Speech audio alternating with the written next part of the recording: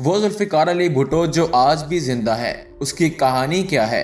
کیا یہ سچ ہے کہ بھٹو کی والدہ ایک ہندو رقاصہ تھیں؟ بھٹو خاندان کا پس منظر کیا ہے؟ اس خاندان کے لوگ طبعی موت مرنے کے بجائے مرگ ناگہانی کا شکار کیوں ہوتے ہیں؟ آج کی ویڈیو میں آپ کو ذوالفقار علی بھٹو اور اس کے خاندان کی مکمل کہانی کے بارے میں بتائیں گے۔ 5 جنوری 1928 کو ایک سندھی جاگیردار کی دوسری بیوی کے بدن سے ایک بچے کی پیدائش ہوئی، جس کا نام تو ذوالفقار رکھا گیا، لیکن اسے پیار سے بوپا بلایا جاتا۔ ایک کمزور سا بچہ جو ہر وقت بیمار رہتا، بڑے ہو کر زلفی کہلایا اور متاثر کن شخصیت کے طور پر آسمان سیاست پر چھا گیا۔ سٹینلے وولپرٹ، جو مشہور زمانہ کتاب جناح آف پاکستان کے مصنف ہیں، اپنی کتاب زلفی بھٹو آف پاکستان میں بیان کرتے ہیں کہ ذوالفقار علی بھٹو کے والد شاہ نواز، جنہیں تاج برطانیہ نے سر کا خطاب دیا تھا اور جو ریاست جوناگڑھ کے وزیر اعظم رہے، وہ اپنے بہنوئی ایس پی میر مقبول کے گھر سکھر میں تھے جب پہلی بار ان کی نظریں ہندو رقاصہ لکھی بائی سے دو چار ہوئیں اور انہیں پہلی نظر میں ہی پیار ہو گیا۔ سر شاہ نواز بھٹو جو پہلے سے شادی شدہ تھے، انہوں نے اس خاتون سے شادی کرنے کا فیصلہ کیا اور یوں لکھی بائی بھٹو خاندان کا حصہ بننے کے بعد خورشید بیگم ہو گئی۔ خورشید بیگم کو قبول کرنے میں پہلی رکاوٹ تو یہ تھی کہ وہ سر شاہ نواز کی دوسری بیوی تھیں۔ قبول اسلام کے باوجود ہندو مذہب کی چھاپ اور رقاصہ کا تعارف بھی درد سر تھا، مگر جب 2 بیٹوں مونا اور بے نظیر کی پیدائش کے بعد انہیں اولاد نرینہ نصیب ہوئی تو ان کا مقام و مرتبہ بڑھ گیا، کیونکہ پہلی بیوی سے پیدا ہونے والا ایک بیٹا سکندر 7 سال کی عمر میں ہی نمونیا کے باعث انتقال کر گیا۔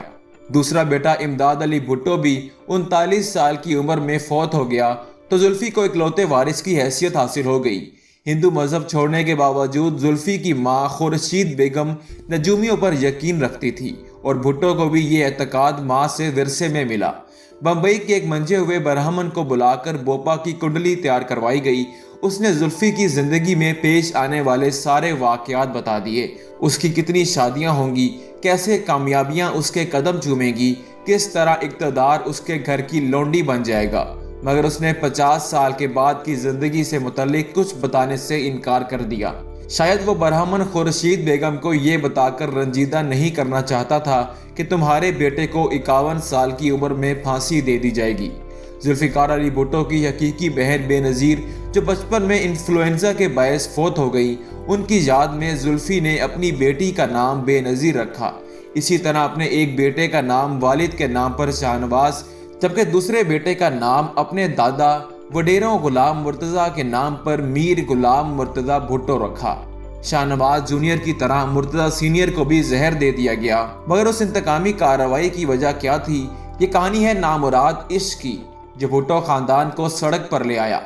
گڑھی خدا بخش، جہاں ذوالفقار علی بھٹو، ان کے والد، دادا اور پردادا دفن ہیں، اسے بھٹو خاندان کی آماج گاہ سمجھا جاتا ہے، لیکن در حقیقت رتو ڈیرو کا ایک اور نواحی گاہوں پیر بخش بھٹو خاندان کا آبائی علاقہ ہے۔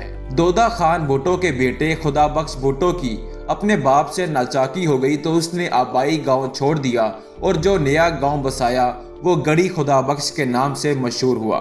اس زمانے میں موجود اضلاع کمبر، شہداد کوٹ، لاڑکانہ، شکارپور، گھوٹکی اور سکھر کے علاقے انگریز کلکٹر کرنل الفرید کے زیر انتظام آئے تھے، جسے مجسٹریٹ کے اختیارات بھی حاصل تھے۔ یہ انگریز کرنل، جس کی عمر تقریباً 60 برس تھی، اس کی نوخیز داستہ کہ خدا بخش بھٹو کے بیٹے وڈیرو غلام مرتضیٰ بھٹو کے ساتھ معاشقے کی خبریں عام ہوئیں تو بوڑھے کلکٹر نے ملزم کو پھانسنے کے لیے ایک جال بچھایا۔ اس نے خبر پھیلا دی کہ وہ کئی روزہ دورے پر گھر سے باہر جا رہا ہے اور پھر معمول کے مطابق روانہ بھی ہو گیا۔ حسب توقع مرتضیٰ بھٹو اپنی محبوبہ سے ملنے آیا اور کرنل الفرید بھی لوٹ آیا۔ اس نے دونوں کو رنگے ہاتھوں دبوچنے کے بعد گھوڑے کا چابک سیدھا کیا تو وڈیرو غلام مرتضیٰ بھٹو نے چابک چھین کر انگریز کلکٹر کی دھلائی کر ڈالی اور اپنی محبوبہ کو لے کر فرار ہو گیا۔ انگریز کلکٹر کو معلوم تھا کہ اس بات کا بھانڈا پھوٹ گیا تو اس کی نوکری بھی جا سکتی ہے، اس لیے اس نے مصلحتاً خاموشی اختیار کر لی، مگر بدلہ لینے کے لیے موقع کی طاق میں رہا۔ یہ موقع تب میسر آیا جب ایک پولیس انسپکٹر محمد شاہ پر قاتلانہ حملہ ہوا۔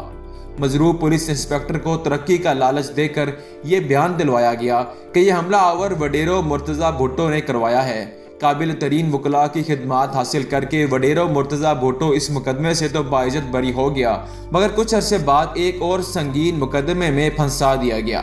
रेवेन्यू डिपार्टमेंट का एहलकार राव जरमदास कत्ल हुआ तो इसका मुकदमा वडेरो मुर्तज़ा भुट्टो के खिलाफ दर्ज कर लिया गया, क्योंकि चंद रोज कबल वडेरो मुर्तज़ा भुट्टो इससे मिलने गए तो वह एहतराम में खड़ा ना हुआ, जिस पर मुर्तज़ा भुट्टो ने बहुत बुरा मनाया। खुदाबख्श भुट्टो ने इस बार अपने बेटे वडेरो मुर्तज़ा भुट्टो यानी जुल्फ़िकार अली भुट्टो के दादा को बचाने के लिए बरतानिया के वकीलों की खिदमत हासिल की। एक वकील ने उस दौर में 1500 रुपये रोजाना, जबकि दूसरे वकील ने योमिया 1000 रुपये फीस के एवज मुकदमा लड़ा। कई साल की समाअत के बाद वडेरो मुर्तज़ा भुट्टो रिहा तो हो गया, मगर कलेक्टर अल फरीद भी हार मानने को तैयार न था। उसने मुंबई से दोबारा ट्रायल की दरख्वास्त मंजूर करवा ली। पहले ही मुकदमे बाजी पर लाखों रुपए खर्च हो चुके थे, चुनाचे इस बार खुदाबख्श भुट्टो ने अपने बेटे को रोपोश होने का कह दिया। वडेरो गुलाम मुर्तज़ा भुट्टो ने पहले बहावलपुर और फिर अफगानिस्तान जाकर पनाह ली। इस दौरान कलेक्टर के भेजे हुए गुंडों ने खुदाबख्श भुट्टो को मार डाला। तब जुल्फ़िकार अली भुट्टो के वालिद सर शाहनवाज भुट्टो की उम्र सिर्फ 8 साल थी। कानूनी वारिस मफरूर और इश्तिहारी होने पर सारी मनकूला और गैर मनकूला जायदाद जब्त कर ली गई। यहाँ तक कि भुट्टो खानदान को अपने आबाई घर से निकलना पड़ा, और पहली बार ऐसा हुआ कि शाहनवाज भुट्टो ने अपने घर की खवातीन के हमरा। दोस्तों, आज की वीडियो का पार्ट 1 यहीं तक था।